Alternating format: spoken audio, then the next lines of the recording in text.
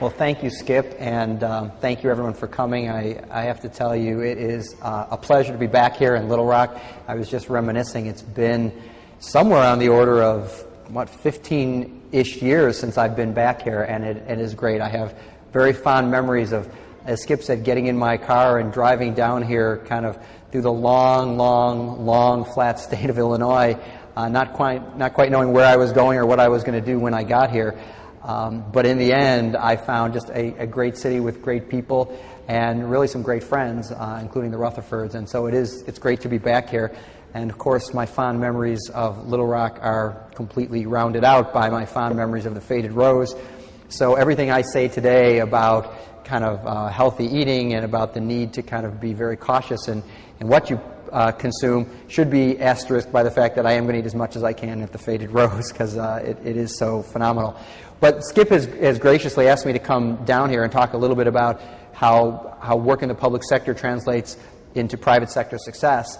And I guess my whole career, as I was saying a little bit earlier with some of the students, really kind of intertwines public sector work and private sector work. I've been fortunate enough to have served about a third of my professional life in the public sector and about two-thirds now in the private sector.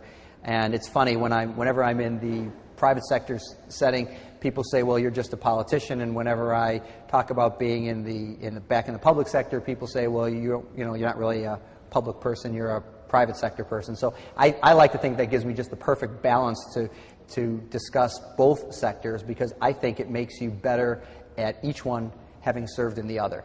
And just to tell you a little bit about my career and how I started, somebody smart once had a saying on their desk that I like to repeat, and that is, the saying was, luck is when preparation meets opportunity.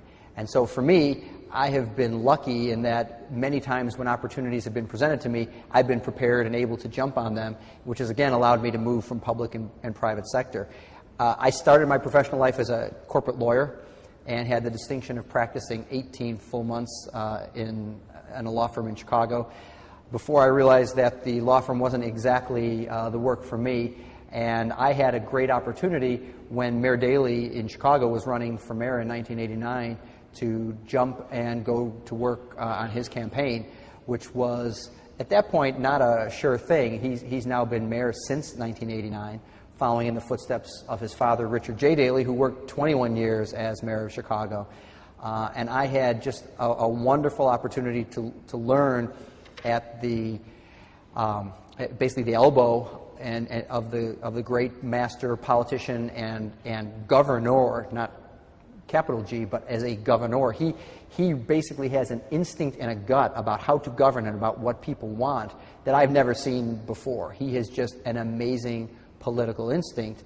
And part of that is born out of, I told this story earlier, about his ability to both understand macro issues like how to improve the city and how to make sure that politics is one where sights are lowered but sights are raised but voices are lowered. But at the same time, he has a very micro perspective on what's important. And I told this story, which was when the mayor first took office and I got the chance to work with him, I was a little in awe of the fact that he was such a great figure and his name was so significant in this century in Chicago. And he called me into his office on the first couple weeks and he said to me, come here, I want you to look at this. And he drew me to the window. He said, look out there, look at this. What do you see?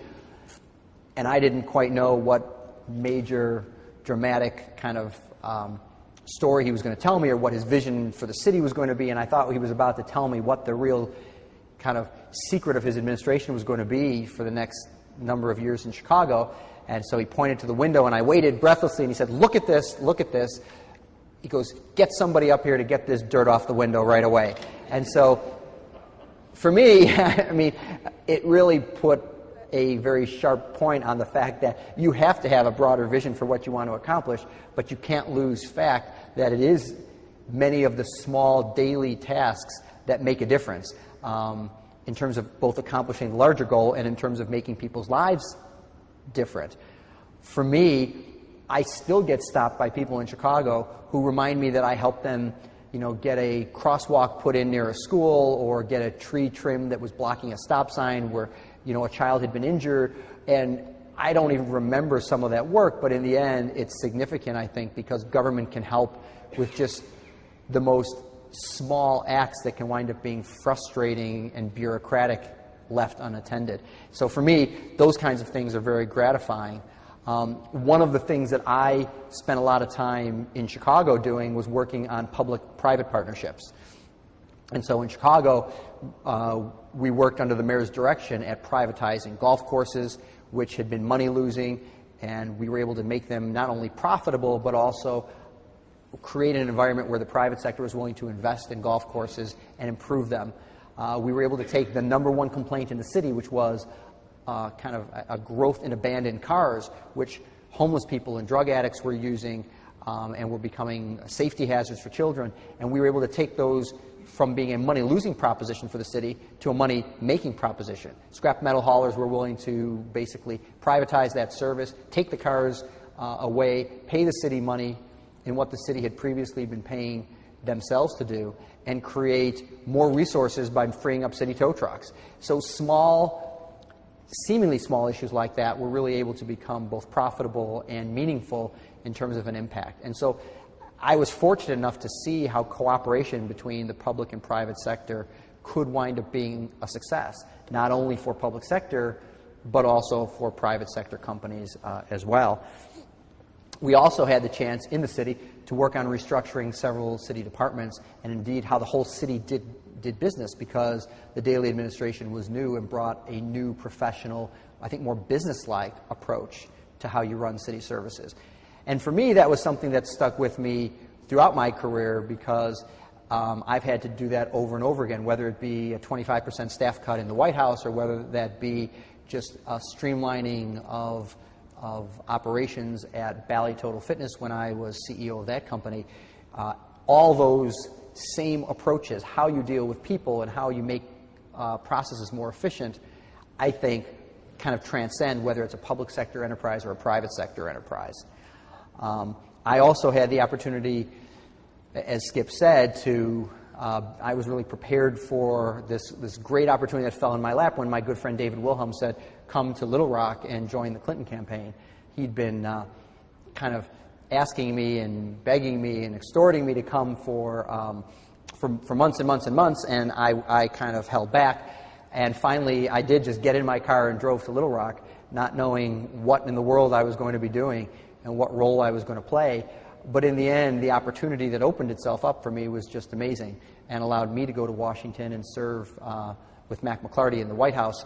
And, you cannot, I think, as an individual, ever get a hold of what it means to have an opportunity like that. I mean, there wasn't a day in the White House that went by that I wasn't awestruck by where I was. I mean, the measure of history that you're seeing every day. You're walking where presidents walked, and you're walking where history was made, and on one day they're signing the Middle East Peace Treaty, and on the other day they're passing major legislation, and you get to play a small part in that. And whether it's being part of those things or whether it's getting to fly on Air Force One, every one of those things is really just an amazing experience, probably kept for me by the first time I got to fly on Air Force One, and I did the serious, professional, responsible thing, and of course I called my dad because that's what you do. And my dad still tells the story when the White House operator said, please hold for Mr. Toback on Air Force One. I mean, he pretty much thought he died and gone to heaven.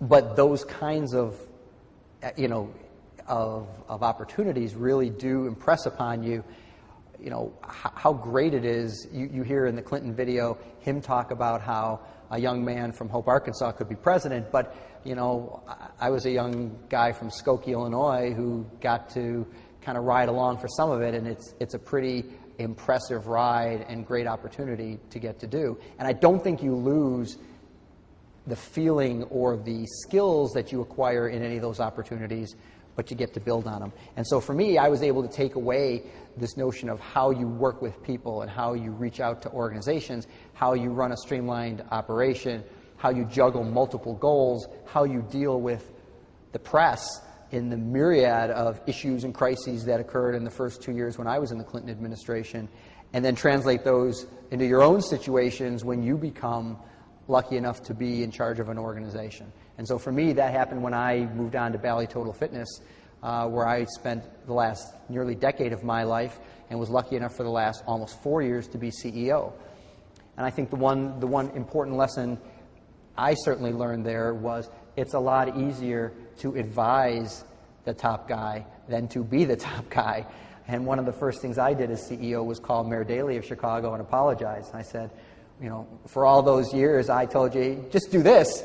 It's, I understand you must have had 50 people telling you the same thing, and it's hard to kind of filter all that advice and then figure out the right thing to do and be the ultimate decision maker. But I think both sides of the coin are important to appreciate and to experience in order to learn how to do it and kind of be the decision maker on your own.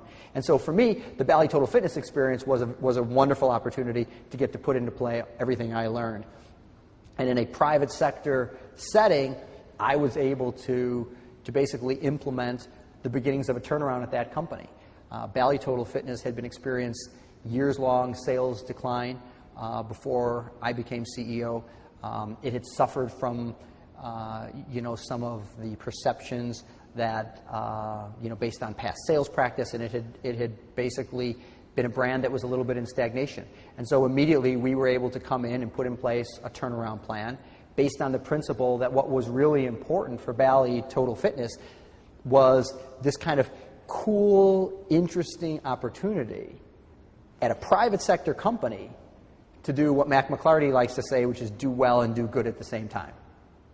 And by that I mean you could earn a living in a good way by helping people through getting them to change their lives and improve their health and fitness. And so that was a really great way, I think, to be able to work in the private sector. We weren't making widgets or making products that harm people, but in the end we were really passionate about trying to get people to help themselves. And so one of the things I'll talk about is at least how I believe the whole health and fitness and diet industry can make a difference along with the public sector in fighting what's become a crisis of weight gain and obesity in this country.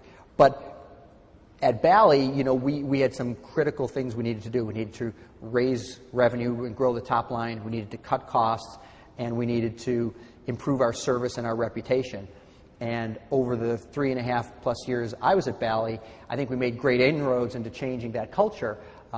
We grew revenue from somewhere near $800 million to north of $1 billion. Again, this is all publicly disclosed information off of the last annual report, or last 10K that we filed. We were able to create record numbers of new member additions and basically change the culture at Bally from one of only sales to one of sales and service. Again, pulling on public sector experiences about how important it is to treat people right and to do the right things by people.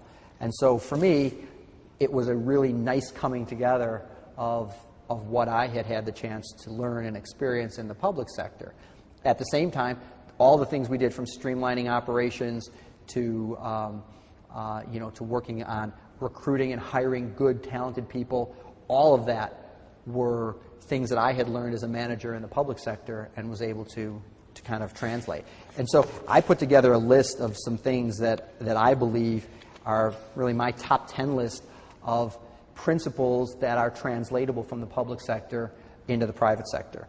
And so the first one for me was surround yourself with good, smart, trustworthy people. And while that seems trite and easy, it is an important thing to remember that you need some people around you who you can depend on and who have been battle-hardened with you, because even when you bring in a brand new team, it's got to gel and it needs some time, and you need some people when you're in a leadership position who will tell you the truth and who are trustworthy and who will also help you ferret out what's going right and going wrong in an organization. Second, for me, which I think President Clinton did so well at the beginning of his administration, is set a few very clear goals and focus like a laser beam on them. I mean, I saw in one of the last exhibits up in the library where the president said he was going to focus like a laser beam on the economy, and certainly his focus on the economy, on NAFTA, on healthcare at the beginning of his administration were important and critical to letting people in the administration and the public in general know what it is he was going to pin his presidency on. Likewise, on a much, much smaller and more insignificant but still meaningful to us scale, we had to do the same thing at Bally Total Fitness, which was the principles of lowering costs, being more efficient, improving service, and growing the top line. And I think that's important inside and outside. The third important factor for me is what I call the illusion of management, and that is you need to make people working with and for you believe that you are on top of every single issue when in fact no one can realistically be on top of every single issue. And so you do have to figure out ways by asking the right questions of the right people, sometimes at the wrong time, to catch people off balance and make them know that you do want them to be focused on everything in their job scope, not just the 1, 2, or 3 things you ask about, because people get complacent and they need to know that you care. And again, Mayor Daley was famous in Chicago for asking about whether, having his assistants check to see whether the toilet paper was stocked in the men's and ladies' rooms in City Hall.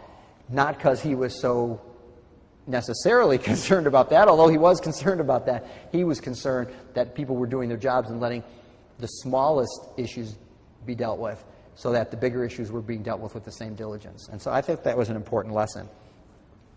The next lesson for me was be tough, fair, and compassionate. If you're going to be in a leadership position in the public sector or the private sector, you do have to get a toughness. And I think anybody who's worked through, certainly in the public sector, you do learn how to be tough and how to not take criticism to heart, but to listen to it and know what to internalize and change and what not to. Again, the Clinton story is so telling in terms of how he speaks about in the video here in the library, his first defeat as governor, and then how he came back, and how he had to learn to understand what it was people liked and didn't like about his performance during his first term. And I think likewise, the same thing when you're running a big company. You have to learn what feedback to take and then what feedback you have to ignore, because you simply can't take everything.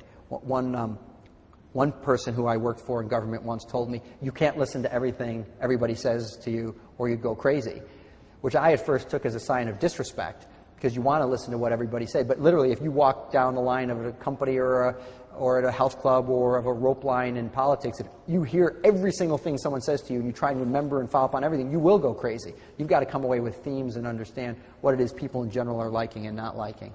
And I think that's an important lesson.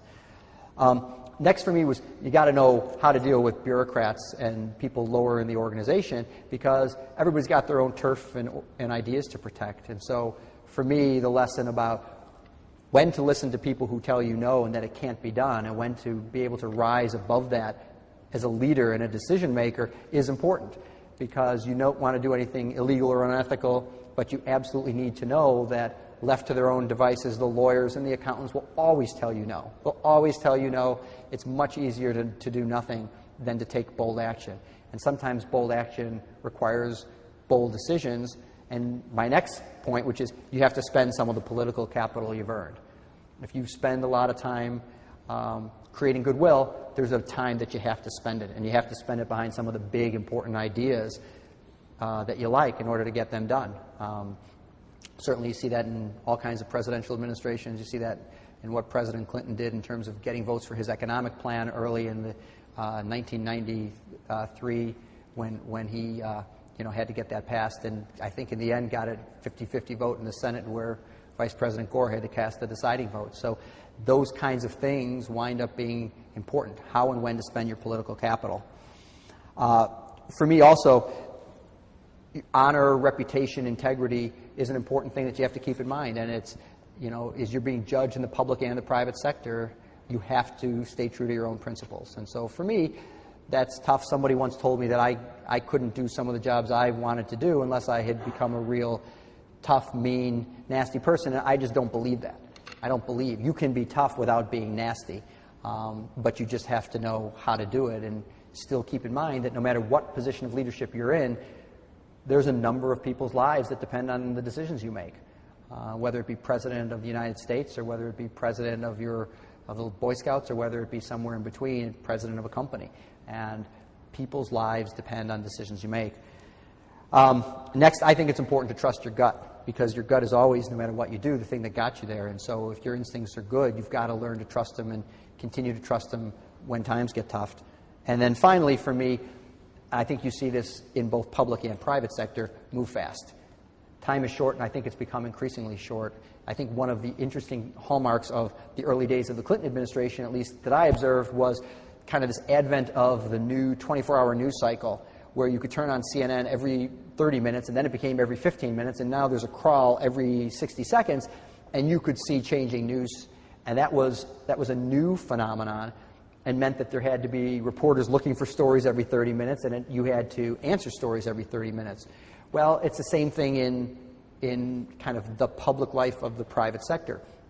Shareholders can go on message boards, and all kinds of magazines and newspapers write stories, and you've got to be able to disseminate your message in a way that's clean and crisp, and try and get it out before people try and change your message. So I think there's a lot of parallels there, but the truth is you have to act fast.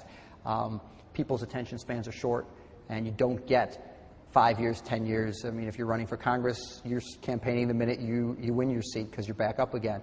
If you're a CEO, average tenure is somewhere in the order of 3 years. And even if you're a president, you get 2 shots at it, but you really have a 4-year term, which you're running again in almost immediately after you win. So those are, I think, the principles that I've been able to distill from my experience. And then what I'd like to do now is say a little bit about how I think those translate and how they translated for me, all those principles, into one case study, and that is looking at what's going on right now worldwide with this notion of public sector, of weight gain and obesity. Because really what's going on is there's an epidemic of weight gain, not only in the United States, but worldwide. And when you read some of the quotes and you see what's happening, I think it ranks up there among one of the top 3 or 5 crises facing us as a race. And while that sounds as a human race, and while that sounds like it's a little dramatic, when you read things like, the International Congress on Obesity says that the worldwide obesity epidemic is engulfing the entire world. It's as big a threat as global warming and the bird flu. When you read that the children of this generation may be one of the first ever to not live as long as their parents, you have to take pause.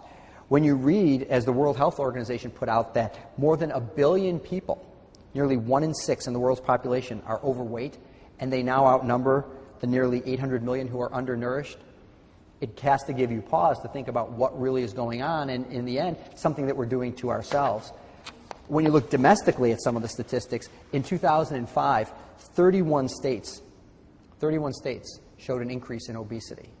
It's a startling number, especially given the fact that this is not a new phenomenon. What's also interesting about it is that low-income populations tend to be disproportionately affected by obesity, as do women. So again, some troubling demographic statistics that we need to take into consideration as we look at what this means to us as a society. The Trust for America's Health says that $5.6 billion could be saved when it comes to heart disease if just 1 in 10 Americans began a regular walking program. That's just walking.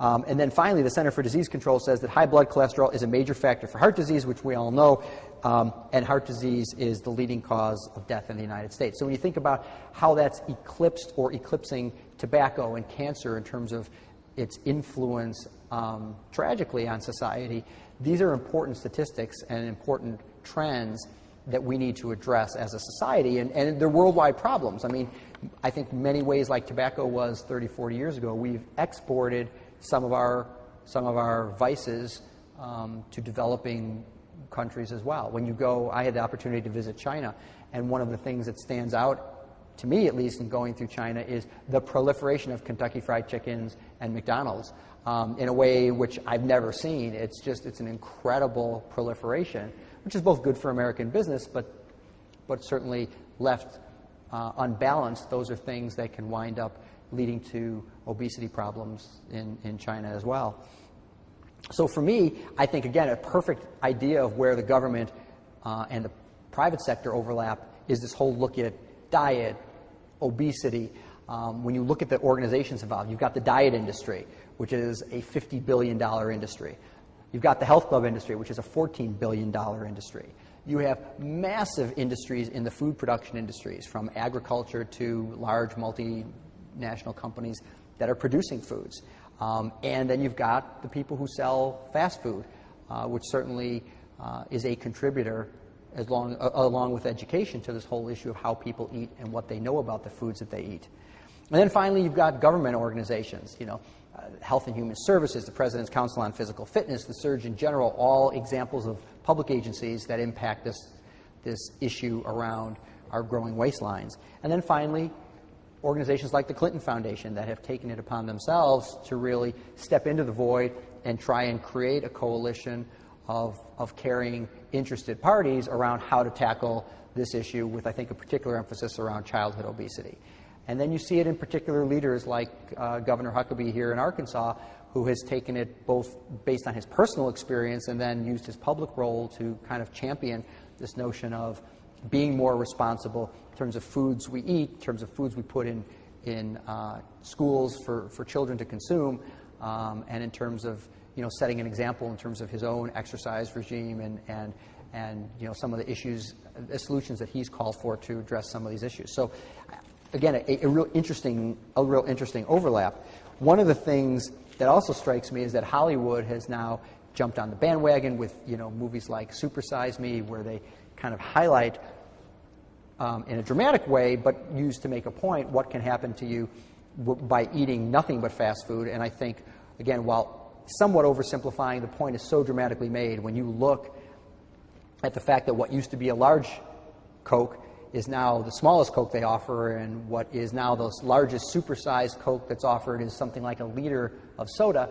You have to give pause to say, are we really drinking ourselves, all this soda to death or to health problems, whether it be type 2 diabetes or some of these other coronary diseases that result from the fact that arteries get clogged.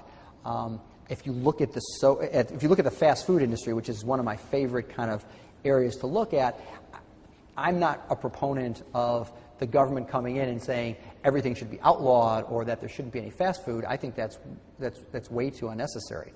But my view is, if you look at the level of education, I don't think it's really there. And so when you look at one particular fast food company and you go and you buy a big hamburger sandwich and fries, and you wind up eating over 1,000 calories and 60 grams of fat, which is what's involved in that. And there's actually one company that's come out with a super large hamburger sandwich. I won't name the company. And they're proud of the fact that they call it it's the biggest one on the market, 100 grams of fat. That's like more than 2.5 days of your daily fat intake in one sandwich. And so it's no wonder, eating like that and without the proper understanding of what this does to you, how you can be harming yourself. One of the pizza companies has a meat pizza, and each of those slices contains 21 grams of fat and 1,200 milligrams of sodium. 1,200 milligrams of sodium, more than your daily intake. And then finally, I'm not mentioning the names of these companies, but the one company that kind of holds itself out as being the healthy alternative and has tried to differentiate themselves by being the ones who allow you to eat well, you have to be very careful what it is you eat at that sandwich company, because if you eat their light sandwiches, you are getting exactly what they say. But for example, at that sandwich company, if you have a 6-inch tuna sub, you're getting 31 grams of fat and 1,000 milligrams of sodium in one sandwich. And so I think rather than legislating, what needs to happen is there needs to be a better, more educated population so we all understand what it is we're doing. Somebody in the class earlier said, well, one of the restaurants tried to put all of the fat content on their menu and they lost a lot of business. And so in that place, I think it's an opportunity for government to level the playing field. One company unilaterally, with a hand tied behind their back, might have trouble competing. But like in industries such as alcohol, tobacco, even in the record industry, some kind of labeling and information can be a solution that levels the playing field, doesn't legislate what people should be eating, but allows consumers a choice and allows consumers to have the knowledge. and will allow companies and private sector entities to now begin to create economic incentives, such as rebates for people who are able to, work out a certain number of times per week, or health insurance companies have talked about opportunities to either reimburse health club memberships or to give lower insurance premiums for people who do a certain amount of exercise. Why? Because not only is it serving a public sector good, but it's also got a private sector economic incentive. Insurance companies know that if you're working out 2 or 3 times a week, you are going to be less likely to be in that pool of high-risk people that are driving the insurance premiums up for their whole company. So those kinds of actions can be meaningful and are the kinds of things that I would advocate as being done. So first and foremost, from my standpoint, I think some kind of truth in advertising laws can make a big difference. When you're watching that, I can tell you, at Bally Total Fitness, when I was CEO, I think the company spends somewhere on the order of $50 million a year in advertising. I mean, I believe a company like McDonald's spends somewhere 10 times that on their advertising, and that's just one company. So when you look at the array of forces that are talking to the public about what's healthy and how to lead a better lifestyle versus the forces that are talking to you without giving you complete disclosure about what it means to be consuming foods that can be harmful, there needs to be some kind of leveling of the playing field among those food providers and some kind of better disclosure. No question in my mind that would do some wonders and allow people to begin to make intelligent choices. I believe that the government could work on deductibility of health club memberships. Some governments locally in some states are doing that right now, and that winds up being, again, a powerful economic incentive. One thing I've seen Governor Huckabee recommend, which I fully endorse, is certainly the idea of using some part of your lunch break as an exercise break. This notion we have embedded in our culture that we need 1 hour every day off to eat should be and could be culturally changed by 1 hour every day off to exercise and to do something for your own health. And I think even paired with some kind of eating healthy during that period would wind up making a big difference. But it's got to be something that gains momentum as we as a culture look to change what it means to incorporate healthy living into our lifestyles. A couple people have come up to me after the class and said, that's great, but we can't work out 2 times a week or we can't work out 3 times a week. The truth of it is you can, because we do make time to stop at the Starbucks or to get the coffee or to go out to lunch. I mean, we make time in our schedules to do what it is that's both culturally accepted and that feels and works out well for us. And so exercise needs to be, or some kind of healthy living needs to be equally important to us. New, easier ways to diet.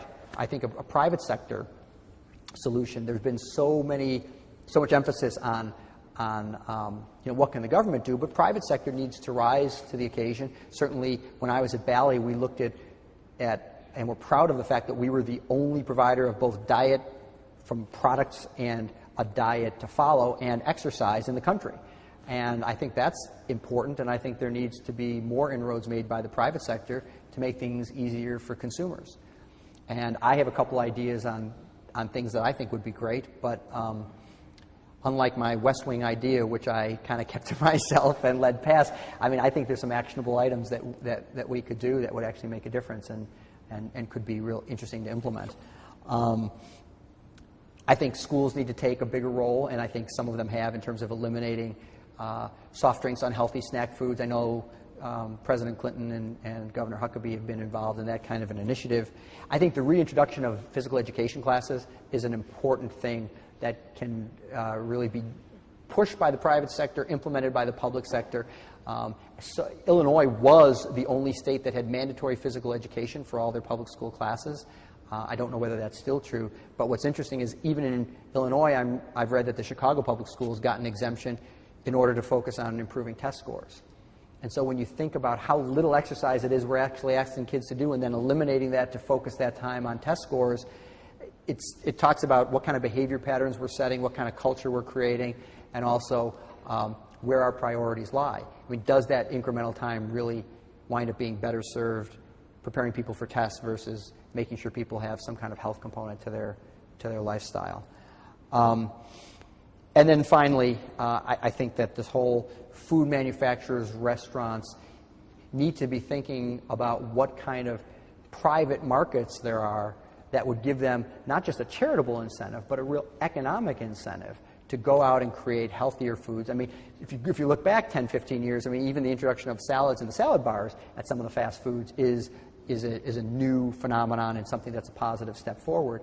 But I think there needs to be more, and those companies can take the leadership, not only because it's right, but because in the end, there is an economic incentive to do it, and there is going to be a market for that type of product. So with that said, I really believe that the health and obesity issue really provides a great example of how kind of public sector working together with private sector can create success in both the public and private sector. And with that, I'd be happy to answer any questions if there are any. Yeah. Hi, I'm a student in the school. I have two questions.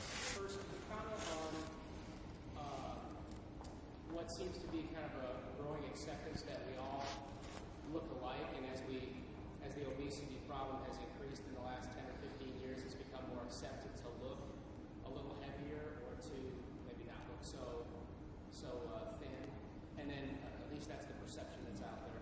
And then the second comment was that alcohol and tobacco are slightly different from food, and that you don't need either one of those to live, and that food oftentimes ends up becoming a vice in itself because it's the anti-smoking, it's the anti-alcohol, and so it's more difficult to quit that because you need it to live. Right. So can you comment a little bit about that?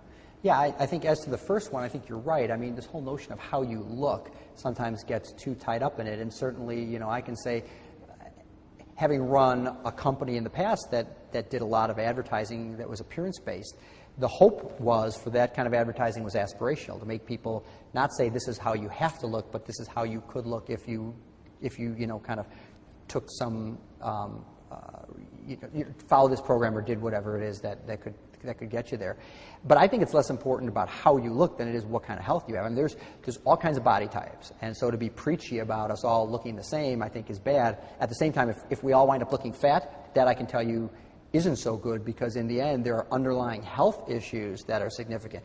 So, clogged arteries are bad. And so if the manifestation of that is being overweight, then we shouldn't be overweight. On the other hand, if whatever weight you are, if you can keep your arteries unclogged, if you can keep your blood pressure low, if you can keep your cholesterol levels low, that's what we should be striving for. And again, I think I read that Governor Huckabee, one of the initiatives here in Arkansas, is that there's a body mass index that's being taken, the BMI, and sent home for every school child in a private environment. And I think that's probably a good initiative to do, because it's not about I'm thinner than you, I'm fatter than you, how do you look, how do I look, but it's much more about health, and it's done in the privacy of how it should be discussed. But again, there is a cultural element to, we all wear the same kind of jeans, or we look at things that are in vogue fashion-wise, and so if health and eating well was in vogue, I think there would be a kind of peer pressure mentality to doing that. And then as to your second question was? Related to smoking and alcohol. Oh, right.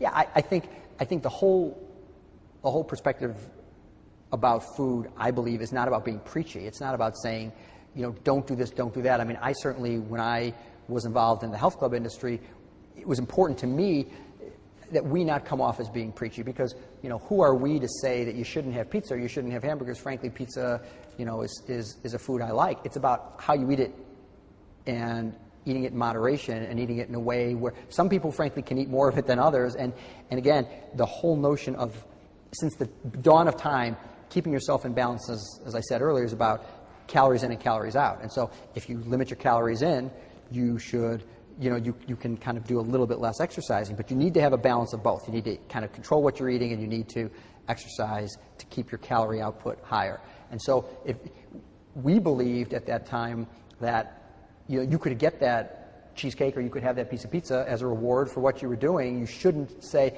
it's unrealistic to say to Americans, don't eat hamburgers, or don't eat, cheesecake, or don't eat pizza, and never do it. It's just not going to happen. So what's more important is make right food choices, because you're right, you need food to live, and so you should be eating it. And sometimes people like food for a reward, and there's nothing wrong with that either. Just balance it out. Work out for 10 minutes more on the treadmill that day. But to be completely out of balance, which is all this eating without the knowledge of what it's doing, and then nothing on the other side, I think is where we as a society fall down. I have a serious question, but first I'd like to know if you still do good my ribs, Alex Pump and Bridgeport. That I don't know. I'm off it. My question is this. I'm very interested by your statement, 1/6 of the world are obese, when at the same time such a large proportion who are malnourished. You know, that means that their fates are kind of like linked together in that if we successfully tackle obesity, we reduce the demand for food producers who then shrink the supply. And so solving obesity does not necessarily mean that the malnourished are better off. Instead, the supply of food always tightens because the obese pay, the malnourished, you know, their problem is that they cannot pay. So how do we keep food supply at a level that would allow it to be redirected to the malnourished if we tackle obesity successfully? Well, I think it's a great question. I'm not a macroeconomic expert, but at least from my perspective, I would say that that's one way it could work. But certainly, if there was a lessening of demand for food, what could happen is if the production continues to be at its current level, what will wind up happening is you'll actually see a lowering of prices, and so maybe there'll be a more affordable food supply for some, but they're not necessarily linked. In other words, I think I was using it as an example, not necessarily to say that there's a linkage between solving the problems with obesity and helping those who are undernourished, but saying it's just interesting because we hear so much about the undernourished that there's actually more people who are at health risk for being obese than for being undernourished, and that's just kind of interesting. But if you lower it, if we choose less lowering the prices, then I suspect a lot of producers cut back the production of other business and malnourished is better off. You're right. I guess but it also depends. It's all about price and volume. And so to the extent that food prices drop, but you sell more of it, your production can actually stay at its current levels. And so wouldn't that be a nice answer that what really winds up happening is food becomes more affordable, volumes can stay the same, and it winds up being redirected to places where, it hasn't been as economically viable. Again, I'm no economic expert, but certainly it would be a nice problem to have to see, food prices come down and make, food more accessible to those who do need it. They gave me the mic, so I'm next, but I'm pretty loud, so I'll try not to use it. Two questions that are somewhat related, going back to the truth in advertising sort of higher disclosure standard for food items. And you also noted just a moment ago that some people can eat more of some foods than others. Is the multi-factor analysis you need to determine a healthy intake for a person a bar in raising that level of education for the public? And also with things like BMI, which can sometimes be distorted based on muscle mass percentage as opposed to adipose fat, are there issues in that educational gap that can be addressed by a public-private, cooperative, or transition?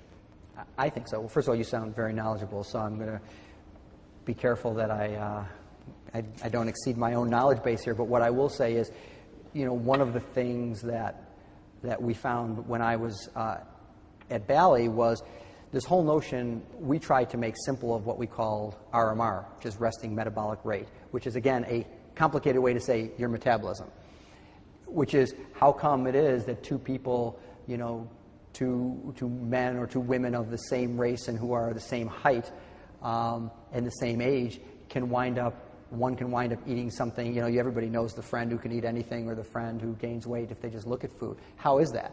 Well, because your metabolisms are different. And so what your metabolism really is, as you probably know, is just how many calories your body burns. So this whole notion of RMR is your resting metabolic rate. What does your body burn at rest?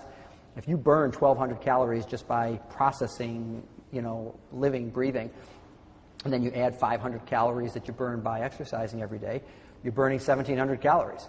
So what should you eat? Well, you should eat 1,700 if you want to stay in balance. You should eat 1,500 if you want to lose weight. And if you're looking to bulk up, you should eat 2,000. And so I think you're right about some kind of public-private partnership or more education about what it really means can allow people to be in balance. I said earlier, I could give you a diet of pizza that would allow you to either keep your weight or lose weight every single day. I mean, it's just a matter of how much pizza you lose. And frankly, if I have you running 10 miles a day on the treadmill and you had a piece of pizza for lunch every day and a piece of pizza for dinner every day, I guarantee you'll lose weight. So that's not necessarily a smart choice, but what it is again, goes back to this concept of how does your body, and everybody's body is different. There can be two people who look identical whose bodies burn differently. Depends on your lean muscle mass, depends on your oxygen processing capabilities. Again, you sound like you're pretty knowledgeable, so you probably know all those factors.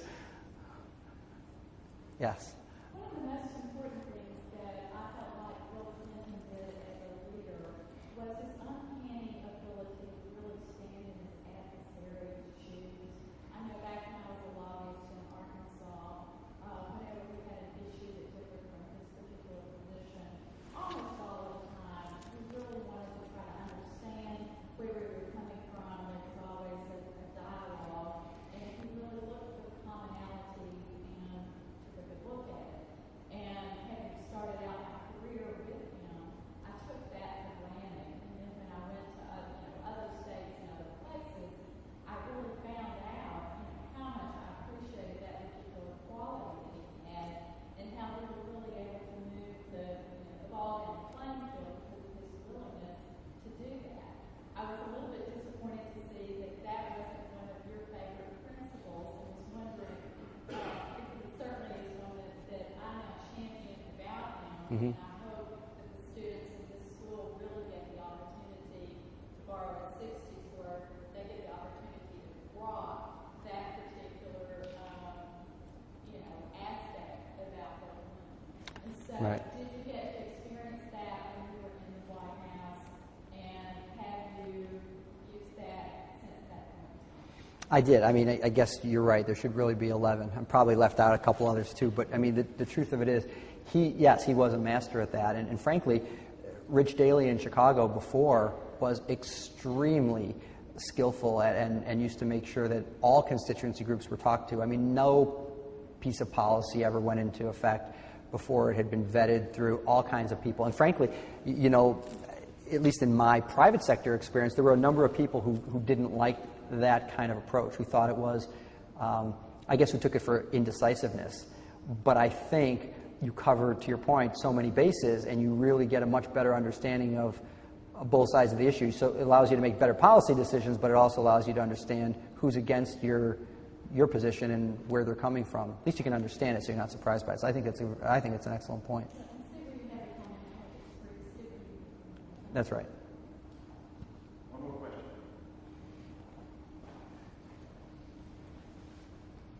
Hi, my name is Leslie, and I work for a company called ABC Financial, and we're a third-party billing company for health clubs all over the United States. More and more increasingly, I find that we have a lot of states that are charging taxes for monthly dues and paying full memberships. And I'm wondering what your opinion is on that, on whether the state should be giving a little bit of a discount or help to companies that are actually enforcing healthy habits, whereas not to those companies like maybe fast food restaurants or something of that sort, who should be taxed a regular price. As an example, just recently in New Jersey, they're going to be starting a 7% sales tax on health foods. And I find that a little discouraging. We should be encouraging those types of companies, and why are we starting taxing? What is your opinion on that? I think it's a good point. I mean, I think, look, if the playing field is leveled, there's a lot of different ways, because money is fungible, in terms of how you can create incentives for people economically. You could not impose taxes, sales taxes that are on other businesses. That's certainly one way. You could reward behavior by all kinds of other incentives, whether it be deductibility, again, as I mentioned, of health club memberships, whether it would be insurance company rebates, whether it would be whatever else the government kind of incentives can create. I think there should be some kind of government look without getting into any kind of government regulation or dictating, kind of how people should live their lives. I don't believe, personally, I just don't believe in that. But I think there's a lot that the government can do that can provide incentives to people. But I think most importantly, I still believe, just as I look at the array of options, that some kind of education and some kind of, they're spending so much money privately right now to talk about what these foods are and what they do. When you look at the big food processing companies and you look at the fast food companies, that just some kind of information associated with that, not a poster at the back of the restaurant with all the calories listed, could go a long way and could be pretty unobtrusive. So thank you all very much. I appreciate the opportunity to speak to you.